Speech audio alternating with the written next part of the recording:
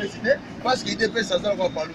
En tout cas, on a d'habitude on a tout dans Barcelone il y a vice-premier ministre Gilbert Makonde où il y a Kiti Bongo qui a province ya Katanga mais ba ya mi était vice-premier ministre ya IDPS bon azali membre ya IDPS mais dans le gouvernement après bien batunyo so mais na ba conflit où il y a FCC cash pepe Makonde penza boué officiel ata moko te po ya mbaye beti bino mbate mwana mboka omoni alternance ezambala liboso ete salama na République démocratique du Congo. Tout le monde a bisika mususu pe alternance esalami. Mais ce qui se passe na Congo pour nga d'abord on est dans salaka boye. David dit dunga na saka contre coalition FCC cash. Pourquoi na bande wana mutu aza zombie est impossible comme ça comme chrétien. C'est ce qui est impossible. Au monde tellement que batu ba mesani 18 ans dans la médiocrité. Mais tout à tout le nous sommes majoritaires. Est-ce que Bango Baza majoritaire devant plus de 80 millions d'habitants? Au Baza c'est ma fatigue béton. Baton Bazali qu'on s'est trompé d'adresse. Et Zali Bobele arrogance politique, tout excès des ailes politiques. Ou Zali qu'on ça la Bango, mais Kalami était baillé pour la connaître. Parce que Makamouane est le plan de la machine. Ou Salami vis-à-vis vice-premier ministre Gilbert Makonde. Et il n'y a personne qui applaudit. Surtout biso ba combattants de l'UDPS, on est à sabotage. Il faut tout le baillement sur le quai, ils ont sabotage. Mais pas comprendre que lorsque la base décide de divorcer, ils doivent divorcer.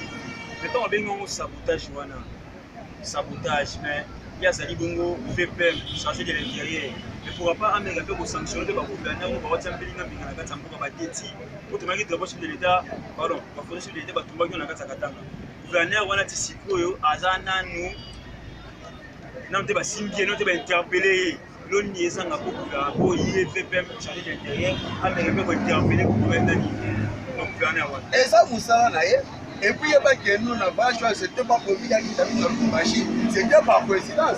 Mais à ce qu'il était dans la police, pour voir que nos bateaux, qui va péter sur Wana, va la déférer devant la justice, Namboka Nabiso, parce que présence il y a déjà chef de l'État et ça est violent mais quand il aussi mbamate na façon bango basala ki bongo et puis quand on bandel ko salama et ça qui na présence il y a autorité il y a province toute province ce qui est inacceptable on peut banal le lotilobi to ko kondima yango te mais le col azali na nzela azali ko kende dose la totale la mayeni ya komema comme solution par rapport à la bêtise pour ça va qui la police mais tout le belempé ni muso batelo ba ote ba kunashi mais les chefs de l'État sont en train d'être en côté pour voir si peut-être mon déboulonnage na redéboulonner et boy na boy maintenant que non on est des gars il a perçu que la boutique de l'eau ba fils ça nous toujours bien calé ba clé 12 ba clé 15 on est du mal en moté ba fils c'est ça ba joina ba ronager au moins que non et côté on a bibi non ba fils c'est ça qualité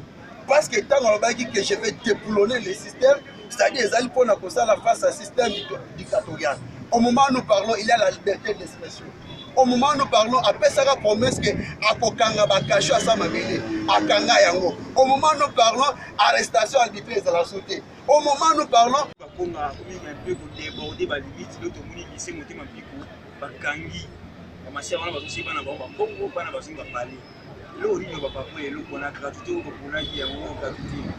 Mais beaucoup aussi ça me soutient. Aussi les sango soutenir les logo est déjà effectif. Bazo mona yango bana bazo tanga.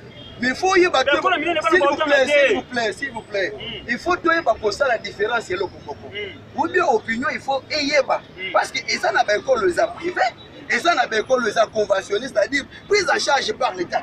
Mais il faut sikoyo o enseigner la malam pour ça les aliments.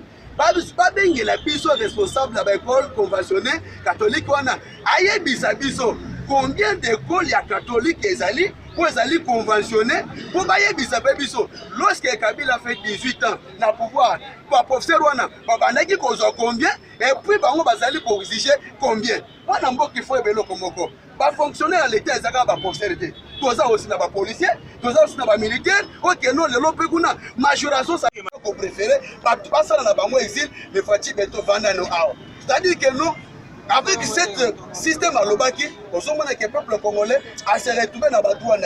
À l'Obaki, je vais déboulonner le système. Le article 43 de la Constitution pour Canabiso et rendre gratuité effective et enseignement de la base. C'est-à-dire que nous, maillot à l'Obaki, et c'est payé sur la bandit Kolobangwa, Timo Kolo Jésus qui sera à Rouya. Je vous dis, maintenant, je vais déboulonner le système. Voilà mboka lelo de lui makambo azali wapi. Oyebaka na tango s'il vous plaît, asa devant la justice. Oyebaki na tango s'il vous plaît. S'il vous plaît. Oyebaki na tango kala soki ba vira ndengwa ne salami, okomona lobby ba monter pièce bakonga kominga mpe ko déborder ba limite l'autre moni lycée motema mpiko bakangi ba masiya wana bazosi bana ba bongo bana bazonga parler. Le origine va pas payer le qu'on a gratuité ou qu'on a qui a moins gratuité. Mais beaucoup aussi ça me soutient. Aussi les samots soutenir les logos est déjà effectif. Bazo mona yango bana bazo tanga. Mais il faut y battre. S'il vous plaît. Il faut toi pas ça la différence et le Congo. Ou bien opinion il faut ayeba parce que ça n'a pas encore les privé et ça n'a pas encore les conventionnés, c'est-à-dire prise en charge par l'État. Mais il faut sikoyo o essayer la malam pour ça les aligner.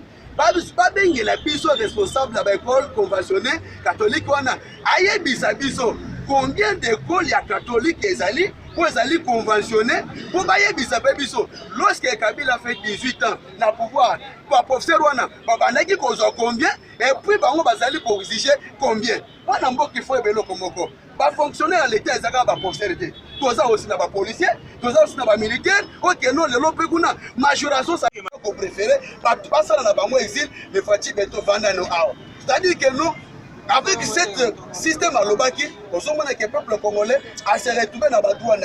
À l'Obaki, je vais déboulonner le système. L'article 43 de la position pour cannabis et rendre gratuité effective l'enseignement de la base. C'est-à-dire que nous, maillot à l'Obaki, et c'est payé sur la bandit Kolobangawa. Je vous dis, maintenant, je vais déboulonner le système. Voilà, moi, de lui, ma campagne. Oyebaka na tango s'il vous plaît asa devant la justice oyebaki na tango s'il vous plaît oyebaki na tango kala soki ba vira ndengwa ne salami okomona lobby ba monter pièce